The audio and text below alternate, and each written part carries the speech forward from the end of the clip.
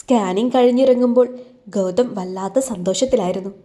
പുറത്തിറങ്ങി റിപ്പോർട്ട് വാങ്ങിയിറങ്ങിയ ഗൗതമിൻ്റെ കയ്യിൽ അനന്യ പിടിച്ചു. ഒരു ചിരിയോടെ അവനെ നോക്കി. തിരിച്ചവനും അവളെ ചിരിച്ചുകൊണ്ട് നോക്കി. ഗൗതം, അവൾ അവനെ വിളിച്ചു. എന്താ? ഞാനൊരു കാര്യം ചോദിക്കട്ടെ? എന്താ അനന്യ? നിങ്ങൾക്ക് ശരിക്കും കുഞ്ഞ് ആണാണോ പെണ്ണാണോ എന്നറിയാൻ യാതൊരു താല്പര്യവും ഇല്ലായിരുന്നു? അവൾ താഴ്ന്ന സ്വരത്തിൽ ചോദിച്ചു. ഇല്ല അനന്യ, എനിക്കൊരു പെൺകുഞ്ഞാവണമെന്ന് ആഗ്രഹമുണ്ട്. അത് കിട്ടിയാൽ ഞാൻ ഒരുപാട് ഹാപ്പിയാവും.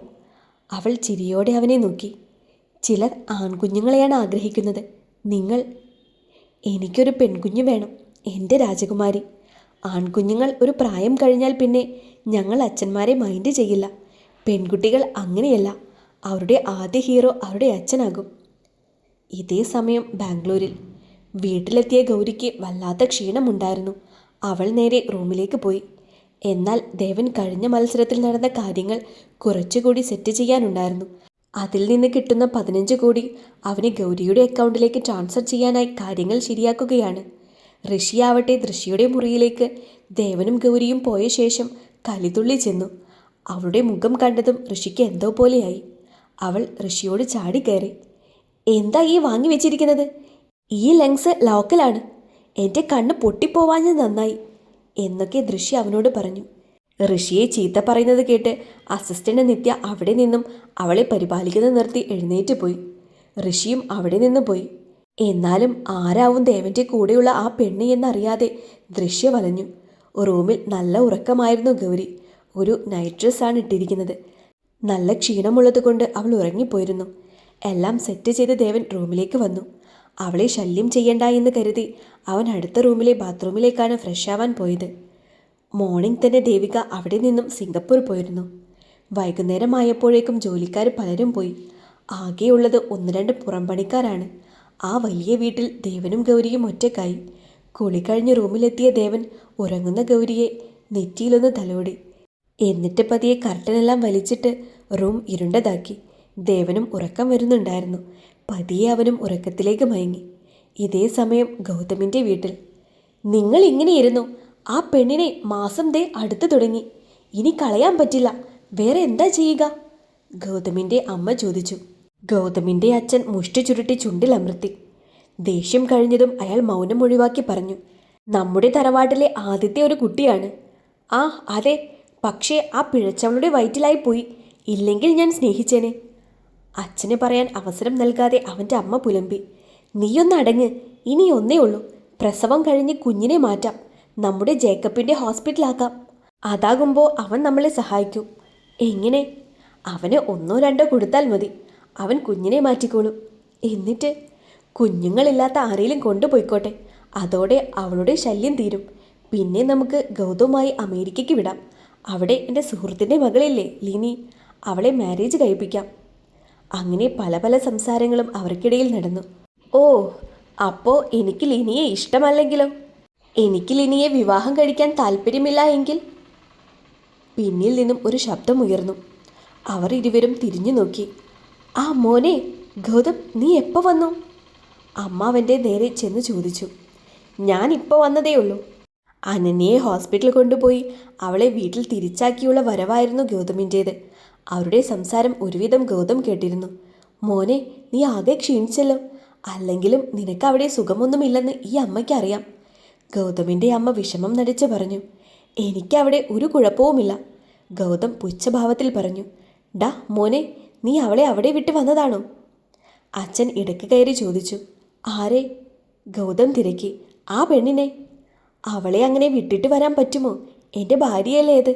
ഗൗതമിൻ്റെ മാതാപിതാക്കൾ ഒന്നും മനസ്സിലാവാതെ പരസ്പരം നോക്കി. ശേഷം അമ്മ അച്ഛൻ്റെ അടുത്തേക്ക് ചെന്ന് അച്ഛൻ മാത്രം കേൾക്കും വിധം പറഞ്ഞു. ഇത് മറ്റേതാണ്. എന്ത്? അച്ഛൻ സംശയത്തിൽ ചോദിച്ചു. കൈവശം തലയിണ മന്ത്രം. അച്ഛനും ആണെന്നർത്ഥത്തിൽ തലയാട്ടി. എടാ മോനെ, അവൾക്കിപ്പോൾ എത്രയായി? അമ്മ ചോദിച്ചു.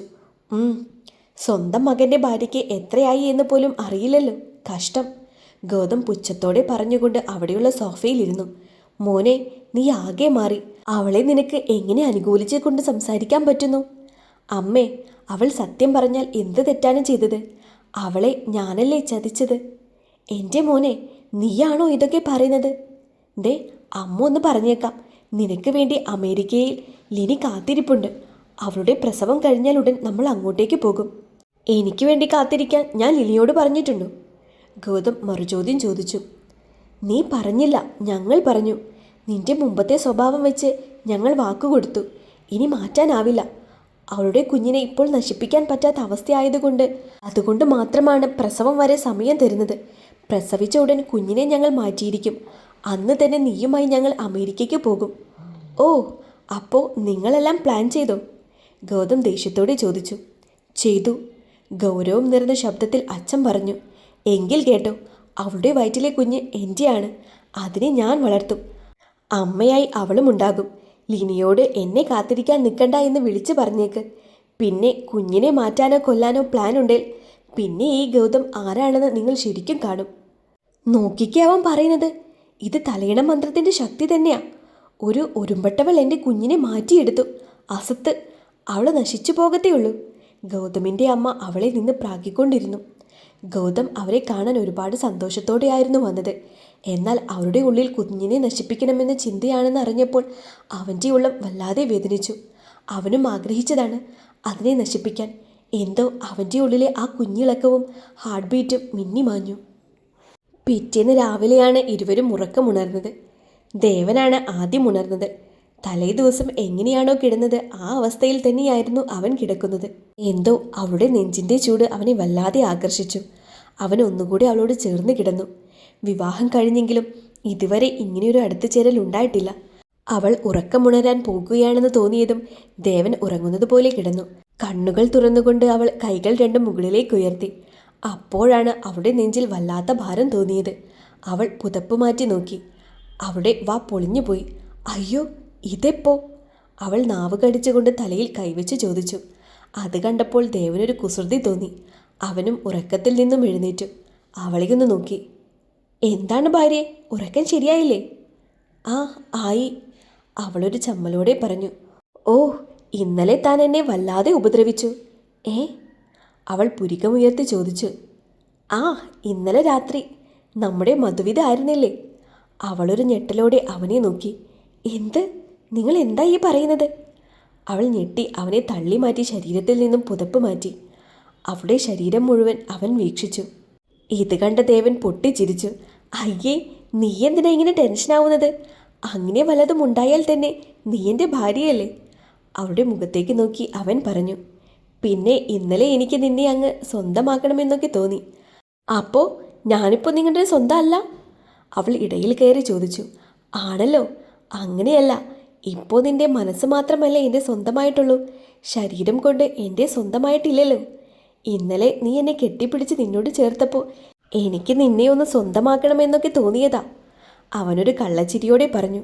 അപ്പോഴേക്കും അത് കേട്ട് അവളുടെ മുഖം നാണം കൊണ്ട് ചുവന്നു. അവൾ കണ്ണുകൾ താഴ്ത്തി. അയ്യോടാ, എൻ്റെ ഭാര്യയ്ക്ക് നാണം വന്നു. അവൾ ദേവനെ ബെഡിലേക്ക് ഉന്തിക്കൊണ്ട് ടവലും എടുത്ത് ബാത്റൂമിലേക്ക് ഓടി. അത് കണ്ട് ദേവനും ഒന്ന് ചിരിച്ചു. അപ്പോഴാണ് ഇന്നലെ അവൻ്റെ ഫോണിലേക്ക് വന്ന കോളിനെ പറ്റി അവൻ്റെ ഓർമ്മയിൽ വന്നത്. അവൻ ഫോണെടുത്ത് നോക്കി. ഫോണിൽ ഒരുപാട് മിസ്ഡ് കോൾ ഉണ്ടായിരുന്നു. എല്ലാം പരിചയമില്ലാത്ത നമ്പറിൽ നിന്നുമായിരുന്നു. അവൻ അതിലേക്ക് തിരിച്ചു വിളിച്ചു. എന്നാൽ അത് സ്വിച്ച് ഓഫ് ആണെന്നാണ് പറഞ്ഞത്. അപ്പോഴാണ് സെയിം നമ്പറിൽ നിന്നും മെസ്സേജുകൾ ദേവൻ കണ്ടത്. അവൻ വാട്സപ്പ് ഓണാക്കി മെസ്സേജ് നോക്കി. അവൻ്റെ ലണ്ടനിലുള്ള അമ്മായിയായിരുന്നു അത്. മോനെ ദേവ, അമ്മായിയാണ്. ഒരുപാട് തവണ കുഞ്ഞിൻ്റെ ഫോണിലേക്ക് വിളിച്ചു, എടുക്കുന്നുണ്ടായിരുന്നില്ല. അതാ അമ്മായി വോയിസ് അയക്കുന്നത്. വാർദ്ധക്യം പിടിപെട്ട ശബ്ദത്തിൽ അമ്മായി സംസാരിക്കാൻ തുടങ്ങി. മോനെ, നാളെ മോർണിംഗ് 10 മണിക്ക് വീണയും മധുവും അങ്ങോട്ടേക്ക് വരും. അവരെ ഒന്ന് പിക്ക് ചെയ്യാൻ നീ പോകണം, അമ്മായി പറഞ്ഞു. ഇത് കേട്ടതും ദേവൻ്റെ ഉള്ളിൽ പുഞ്ചിരി വിരിഞ്ഞു. അവൻ്റെ സഹോദരിമാരാണ് 2 പേരും. കുറച്ചകന്ന ബന്ധമാണേലും അവൻ്റെ വീട്ടുകാർക്ക് അവർ അടുത്ത ബന്ധുക്കളാണ്. അടുത്ത വോയിസ് കേട്ടതും ദേവൻ്റെ മുഖം ചൊളിഞ്ഞു. മോനെ, പിന്നെ ആര്യയും ഉണ്ടാകും. അവൻ്റെ മുറപ്പെണ്ണിൻ്റെ സ്ഥാനമാണ് ആര്യയ്ക്ക്. അവളുടെ സ്വഭാവം അത്ര നല്ലതല്ലാത്തത് കൊണ്ട് തന്നെയാണ് ദേവൻ അവളുമായുള്ള ബന്ധം വേണ്ടെന്ന് വെച്ചത്. വല്ലാത്ത പൊങ്ങച്ചമാണ് അവൾക്ക്. അവനുമായി 1-2 തവണ വിവാഹം ആലോചിച്ചിരുന്നു. ആര്യയ്ക്ക് ദേവനെ ഒരുപാട് ഇഷ്ടമായിരുന്നു, അതിലുപരി അവൻ്റെ പണത്തെയും. എന്നാൽ അവൾക്ക് പണമാണ് വലുതെന്ന് അറിഞ്ഞതും അവൻ അവളുമായുള്ള ബന്ധം കുഴിച്ചു മൂടിയതുപോലെ എതിർത്തു. ആര്യയുടെ അച്ഛനും അമ്മയ്ക്കും ദേവനുമായുള്ള ആര്യയുടെ വിവാഹം ഒരു സ്വപ്നമായിരുന്നു. അതിലുപരി അവരുടെ ബിസിനസ് വളർത്താൻ ദേവനെ അവർക്ക് വേണമായിരുന്നു. ഇപ്പോഴും പലയിടങ്ങളിലും ദേവൻ്റെ പേര് ഉപയോഗിച്ചുകൊണ്ട് അവർ അഴിമതികൾ നടത്താറുണ്ട്. എന്നാൽ ഇതൊന്നും ദേവൻ അറിയുന്നില്ല. അധികം വൈകാതെ തന്നെ ദേവൻ അവൻ്റെ പി എ ഫിറോസിനെ വിളിച്ചു. 10 മണിക്ക് എയർപോർട്ടിൽ ഒരു വണ്ടി അയക്കാൻ അവൻ ഫിറോസിനോട് പറഞ്ഞു. തൻ്റെ സഹോദരിമാർ വരുന്നതിൽ ദേവന് സന്തോഷം മാത്രമേ ഉള്ളൂ. പക്ഷേ ആര്യ അവളെ ഭയക്കണമെന്ന് ദേവൻ്റെ മനസ്സ് അവനോട് പറഞ്ഞുകൊണ്ടേയിരുന്നു. മുൻപ് അനന്യയുമായുള്ള ബന്ധത്തിൽ അവൾ ഒരുപാട് പ്രശ്നങ്ങൾ ഉണ്ടാക്കിയതായി ദേവൻ ഇപ്പോഴും ഓർമ്മയിലുണ്ട്. ദേവൻ എന്ന് പറഞ്ഞാൽ അവൾക്കൊരു തരം അവസ്ഥയായിരുന്നു. അതിന് പ്രണയമെന്ന് പേരിടാൻ ദേവന് കഴിയുമായിരുന്നില്ല. ഒരുതരം ഭ്രാന്ത്, അത്ര മാത്രമേ ദേവൻ കണ്ടിട്ടുള്ളൂ. അന്നൊരു പ്രവൃത്തി ദിവസമായിരുന്നു. അതുകൊണ്ട് തന്നെ ഗൗരിയെ കോളേജിലാക്കി ദേവൻ ഓഫീസിലേക്ക് പോയി. ദീപുവും ഗൗരിയും ഇന്നലെ ഉണ്ടായ കാര്യങ്ങൾ ചർച്ച ചെയ്യുന്ന തിരക്കിലായിരുന്നു. എടി, ഇതെല്ലാം സത്യമാണോ? അങ്ങേര് ഇന്നലെ നിന്നെ ഭാര്യയാണെന്ന് പറഞ്ഞുകൊണ്ട് എല്ലാവർക്കും പരിചയപ്പെടുത്തിയോ? ദീപു ചോദിച്ചു. ആടി, പിന്നെ പറയണ്ട. മീഡിയ, ലൈവ് എല്ലാം കൂടെ ജഗപുകയായിരുന്നു, ഗൗരി അവളോട് പറഞ്ഞു. അല്ല, പിന്നെ ദൃശ്യക്ക് എന്ത് പറ്റി? അറിയില്ല, ഞങ്ങൾ വേഗം വന്നു. എന്തായാലും അവളുടെ അഹങ്കാരം ഇന്നലത്തോടെ തീർന്നു കാണും. ശരിയാ, അഹങ്കാരത്തിന് കയ്യും കാലും ഫിറ്റ് ചെയ്ത് നടക്കുന്ന സാധനമാണ്. അധികം വൈകാതെ അവർ ക്ലാസ്സിലേക്ക് കയറി. അവിടെ ദൃശ്യം ഉണ്ടായിരുന്നു. എല്ലാവരും അവളെ വളഞ്ഞുകൊണ്ട് കഥകൾ കേൾക്കുന്ന തിരക്കിലായിരുന്നു. നിങ്ങൾക്കറിയോ, എന്നെ കണ്ടതും എല്ലാവരും എഴുന്നേറ്റ് നിന്ന് കൈയടിച്ചു. എൻ്റെ മുകളിൽ റോസാപ്പൂക്കളുടെ ഒരു മഴയായിരുന്നു. ഇന്നലെ എന്നെ കണ്ട എല്ലാവരും അമ്പരന്നു.